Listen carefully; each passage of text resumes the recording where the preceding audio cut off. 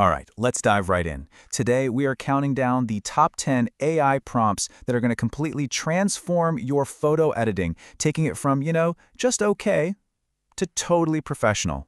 Let's get to it. You know the feeling, right? We've all been there. You have this amazing, perfect image in your mind's eye. You type out what you think is a great prompt, and then the AI spits out something totally random.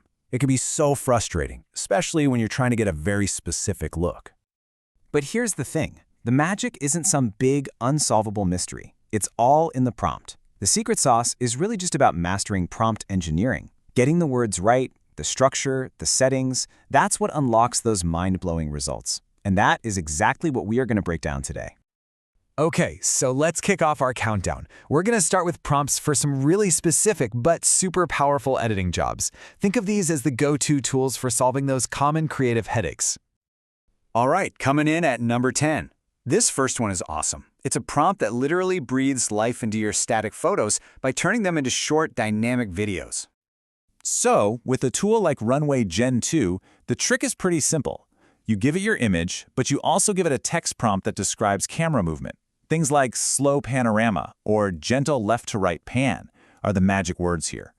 The AI basically takes your photo as the first frame of a movie and then animates the rest of the scene based on your directions. Pretty cool, right? Next up, at number 9, we've got a technique that is absolutely essential for anyone doing product photography or e-commerce. You know when you need to keep your product perfectly locked in place while you change everything else around it? The key here is something called ControlNet depth. Now, ControlNet is this amazing model that gives you super precise control over your image generation. And in this case, the depth setting acts like a 3D scaffold for your object. It literally locks in its exact position and angle. That means you can go wild applying new styles, new colors, new textures, and your product won't warp or rotate one bit. Okay, at number 8, we're tackling a classic photo editing problem that I'm sure we've all faced. Getting rid of a busy, distracting, or just plain boring background. The process for this, say in a tool like Leonardo AI, is actually super straightforward.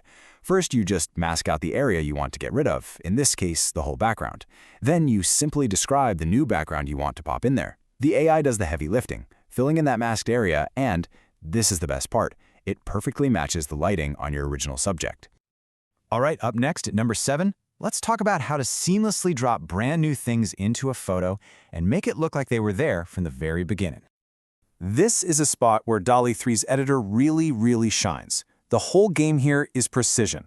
See, instead of just typing in a change and kind of crossing your fingers, you first select the exact area you want to change, like the person's head. Then you apply the prompt. It's like telling the AI to be a surgeon, making a precise, targeted edit instead of just regenerating the entire image. Okay, so we've covered some specialized fixes. But now, we're going to level up. Let's get into the prompts that unlock some serious creative control over the entire style and content of your image.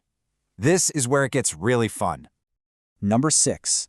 This one's for all you artists, you designers, you world builders out there. This is perfect for generating super detailed character concepts straight out of your imagination. This prompt really shows off one of DALL-E 3's biggest strengths. It absolutely thrives on detail. The more descriptive you are, I'm talking appearance, clothes, even the style, like adding character concept sheet, the more spot on your final image is going to be. Seriously, don't hold back. Go crazy with the details. All right, moving on to number 5. This is a classic, and it's an incredibly powerful technique, style transfer. Basically taking the style of one piece of art and painting it right onto your photo. Now, if you're doing this in Stable Diffusion using its image-to-image feature, there is one setting that is absolutely critical. It's called denoising strength. You can think of it as a slider that tells the AI how much it's allowed to mess with your original photo while it's applying that new style. And finding the sweet spot is key. If you set it to around 0.5, you get this beautiful blend. You can still see your original subject, but it has that new style. But if you crank it up too high, say past 0.8, the AI gets a little too creative and you could lose your original subject completely. It's all about finding that perfect balance. Coming in at number 4 is a tool that should be in every single photographer's digital toolkit, cleaning up photos by seamlessly removing unwanted objects. So for removing objects, you're basically doing the opposite of that big style transfer we just talked about. This uses a technique called inpainting, which is just a fancy word for telling the AI to intelligently fill in a specific spot you've masked off. The trick here is to use a low denoising strength, somewhere between 0.25 and 0.4. This tells the AI, hey, just change this tiny area I've selected and make sure you blend it perfectly with everything around it. Okay, we've made it. The top 3. And now we're getting into the holy grail for a lot of people, achieving hyper-realistic portraits, the kind that are basically indistinguishable from a professional photograph. So our number 3 prompt tackles one of the biggest challenges in AI editing. How do you completely change the style of a portrait while making sure the person still looks like, well, them? Keeping that identity intact is crucial. Well, the secret ingredient here is another control net model, soft edges. What it does is create this super precise map of the person's facial contours and their pose. This map then acts as a guide for the AI, forcing it to preserve the exact structure of the face. The result? The person is completely recognizable, no matter what crazy new style you throw at it.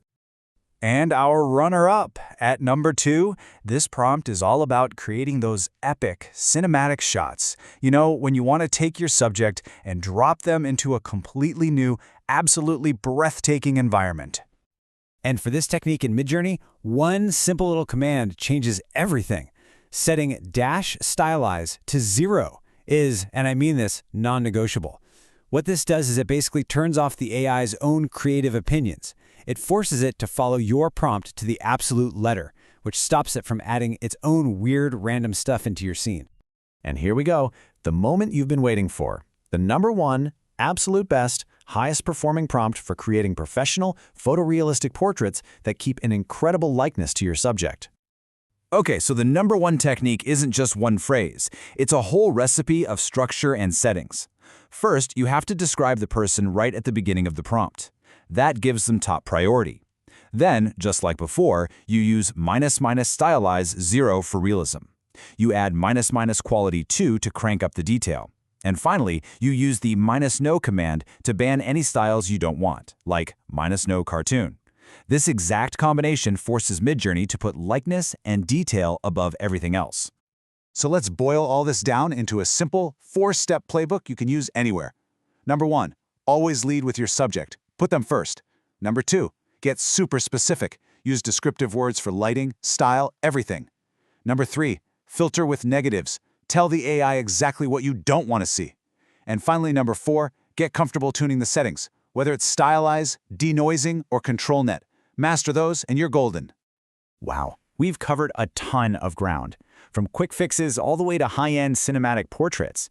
You now have the exact techniques the pros are using. So I guess there's only one question left.